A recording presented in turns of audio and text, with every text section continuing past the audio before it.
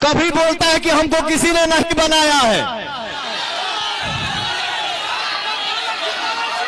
अभी चुनावी माहौल में यही बोली निकल रहा है कि हमको किसी ने नहीं बनाया है। और कभी बोलता है कि हमको दिनेश लाल यादव निरहुआ ने बनाया है। तो पावर स्टार पवन सिंह अब निकल चुके हैं अब चुनाव में। आप लोगों को पता ही होगा कि Bhojpuri star power star Pawan Singh जो कि बीजेपी के एक स्टार प्रचारक हैं। आप लोगों को मैं बता दूं, जिस तरीके से भोजपुरी इंडस्ट्री आपस में इतनी ज़्यादा लड़ के अपने कैरियर को ही ख़राब कर रही है। जी हाँ दोस्तों, आप लोगों को मैं बता दूं, जिस तरीके से आरजेडी में खेसारी लाल यादव हैं, उस तरीके से आप अपने भाषाओं से अपने कलाकारों से जो कि लोगों को लुभाते थे और अपने गानों से ट्रेंडिंग स्टार कहाए, उस प्रकार से अब भोजपुरी में कोई नहीं रहा। बात कर रहा हूँ जिस तरीके से भोजपुरी इंडस्ट्री अब गत्तर में जा रही है। आप लोगों को मैं कोई भी अब भोजपुरी इंडस्ट्री में ये नहीं बचा है कि अब भोजपुरी को ऊपर ले जाएगा। आप लोगों को मैं बता दूं कि जिस तरीके से खेसारी लाल यादव को भोजपुरी स्टार पवन सिंह इतने ज़्यादा लताड़े हैं, इतनी ज़्यादा दहाड़े हैं कि अब खेसारी लाल यादव अब कभी भी उनके पर्सनल मामले के ऊपर नहीं बोलेंगे। जिस तरीके से भोजपुरी इंडस्ट्री में इतने ज़्यादा बवाल हो रहे हैं, ऐसे ऐसे कांड हो रहे हैं जो कि अपने आप में ही लड़के झगड़ के पूरे इंडस्ट्री को ही ख़राब करके रख दिए हैं। जो कि बॉलीवुड में जितने भी लोग हैं, अभी अभी बॉलीवुड में उनका पहचान बनना शुरू हुआ था, जो कि भोजपुरी स्टारों का। अब भोजपुरी स्टारों से कौन बात करना चाहेगा? कोई भी अब बात करना नहीं चाहता है। जिस तरीके से इन लोगों की लहजा है, जिस तरीक़ों से इन लोगों की बातें हैं।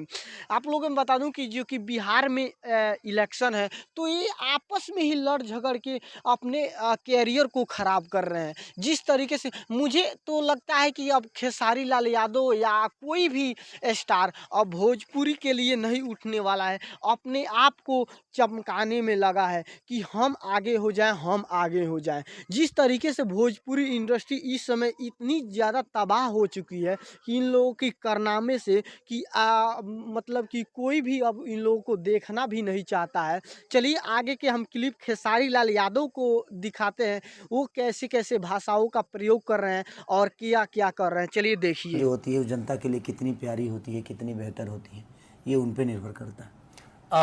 एक सवाल है, जो आपके इंडस्ट्री से जुड़े हुए लोग भी जो आज विपक्ष में हैं, तो जिस तरीके से वो लोग शुरुआत से ही आप पे कटाक्ष कर रहे हैं, आपको टारगेट कर रहे हैं एक तरीके से, चाहे वो रवि किशन हो, चाहे मनोज तिवारी हो। मनोज तिवारी भले उस लहजे में नहीं कटाक्ष किया आपको, लेकिन रवि किशन ने किया। फिर उसके बाद दिनेश लाल यादव जो पूर्व सांसद भी रहे हैं आजमगढ़ से, उनका एक शब्द था बड़ा ही एक क्रूशियल एक शब्द है, मतलब एक कॉम्युनल वर्ड है।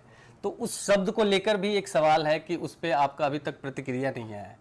जो एक शब्द है जिसे मैं अभी माइक के सामने भी नहीं बोलना चाहता हूँ उस शब्द को, लेकिन उस शब्द से आपको आपत्ति है, या एक तरीके से देखा जाए तो उस इंडस्ट्री से जुड़े हुए जो लोग हैं, जिनको आप बड़े भाई भी मानते थे, आज भी मानते हैं, कल भी मानेंगे, तो एक दुख नहीं होता है कि हमारे इंडस्ट्री के लोग आज हमारे साथ नहीं है, भले वो अलग पार्टी में?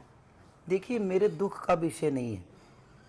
मुझे लगता है कि उनके शब्द से मैं ना बड़ा हुआ हूँ और ना ही उनके शब्द से छोटा होने वाला हूँ मैं जी। क्योंकि मेरे जीवन में मैं शब्दों से नहीं बना हूँ, कर्मों से बड़ा हूँ। मैं करके बड़ा हुआ हूँ और मेरा कोई गॉडफादर नहीं है जी। मैं अपने जीवन में जो भी पाया अपने दम पे और लोगों के आशीर्वाद और जनता के प्यार की बदौलत हुआ। तो मैं उनके शब्दों पे ज़्यादा ध्यान नहीं देता क्योंकि कोई मतलब ही नहीं है। मैं विकास की बात कर रहा हूँ, मैं बेहतर बिहार चाहता हूँ, मैं उसकी बात कर रहा हूँ। वो लोग मेरे पे कटाक्ष कर रहे हैं कि मैं किसी और में गया तो मैं दूसरा हो गया। आप सब बोल सकते हैं। बिल्कुल बिल्कुल, यदुमुल्ला करके उन्होंने एक शब्द का प्रयोग तो मेरे किया। कहने का मतलब कि जो भी हमारे देश के मुसलमान हैं, क्या वो हिंदुस्तान के नहीं है? मुल्ला शब्द माने कितनी आपत्तिजनक आप बात बोल रहे हैं। इसका मतलब आप उसको निंद भावना से देखते हैं ना, गंदे भावना से देख रहे हैं, तभी तो उस शब्द का उच्चारण कर रहे हैं आप जी। अब इस शब्द का मतलब तो मुझे पता नहीं, लेकिन आपने अगर कटाक्ष किया है तो आपने कम्प्लीटली मुझे मुसलमान बना दिया। मैं हिंदू भी हूँ, मैं मुसलमान भी हूँ, मैं हिंदुस्तान में रहता हूँ। हिंदुस्तान में रहने वाले चाहे वो हिंदू हो या मुसलमान हो, सिख हो या ईसाई हो, हम सब एक होके हमेशा से रहे। ऐसा नहीं कि हमारे गांव में मुस्लिम भाई लोग नहीं है। जी हम तो कभी नहीं लड़े, इसी तरह हमें सरकार लड़ा दी। हम तो कभी झगड़ा नहीं, उनके ईद में भी जाते हैं, वो हमारे छठ में भी आते हैं, वो भी हमारे होली में आते हैं, बिल्कुल। वो भी हमारे दीपावली में आते हैं। उनके हम मुहर्रम में हिस्सा लेते थे, पहले गदगा भांजते थे हम लोग। जी तो बात वहाँ है ना कि धर्म के नाम पे, मंदिर मस्जिद के नाम पे जो वोट लेते हैं, लोगों को लड़ाते हैं, मुझे उनसे प्रॉब्लम है, मुझे किसी इंसान से प्रॉब्लम नहीं है।